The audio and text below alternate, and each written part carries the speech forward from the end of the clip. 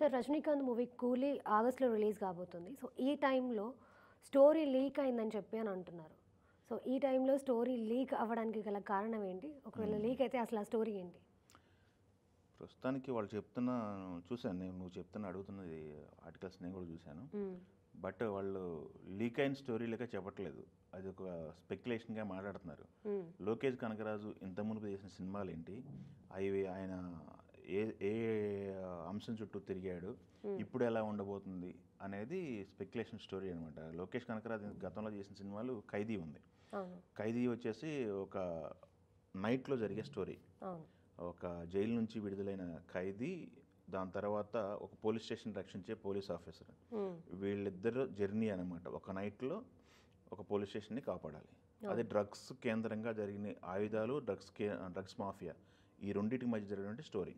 దాని తర్వాత వచ్చిన విక్రమ్ కూడా మన కమల్ హాసన్ గారి విక్రమ్ కూడా దాంట్లో కూడా డ్రగ్స్, గన్స్ అవును. ఇవి 2 కూడా ప్రధానంగా నడుస్తుంటాయి. అవును. సో, ఈ లోకేష్ కనకరాజు చేస్తున్న ప్రతి సినిమాలో కూడా డ్రగ్స్ కేంద్రంగా ఉంటుంది, లేకపోతే వెపన్స్ కేంద్రంగా స్టోరీ నడుస్తుంది హ్మ్. అని చెప్పేసి ఒక అలిగేషన్కి వచ్చేసారు. బట్ కూలీ విషయానికి వచ్చేసరికి కూలీ ఎప్పుడైతే టీజర్ బయటకు వచ్చిందో, టీజర్ వచ్చిన దగ్గర నుంచి కూడా ఒక స్పెక్యులేషన్ స్టోరీ వెళ్తున్నారు.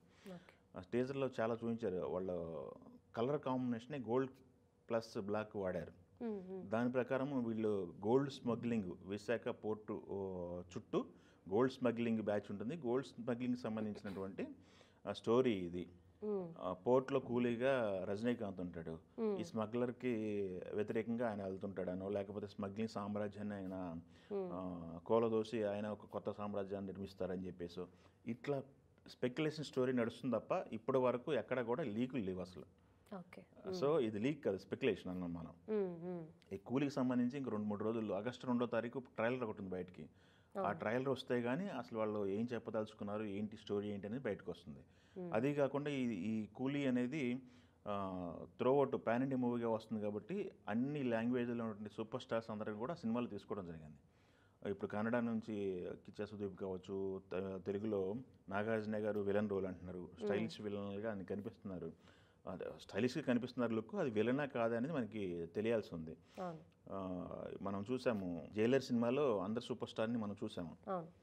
బట్ విక్రమ్ ఇది కూలీలో కూడా అందరు సూపర్ స్టార్ ఉంటారు రజనీకాంత్ గారి సినిమాలో కాబట్టి అందరు సూపర్ స్టార్స్ ఉంటారని చెప్పి మాట్లాడుతున్నారు. మనకు అమెరికానికి సంబంధించిన కూడా హింట్ ఒకటి వచ్చింది. బట్ ఇండియాకి సంబంధించిన ప్రతి సూపర్ స్టార్ కూలీలో ఉంటారని చెప్పేసి ఈ ప్రాజెక్ట్ ఒకటి భారీ బడ్జెట్తో చేస్తున్నారు. అదే కాకుండా భారీ లెవెల్ రిలీజ్లు ఉంటున్నాయి. హ్మ్. ఎందుకంటే ఆగస్టు 14th 2 సినిమాలు ఉన్నాయి. వార్ 2 ఒకటి ఉంది, ఇది కూలీ ఒకటి ఉంది. అవును.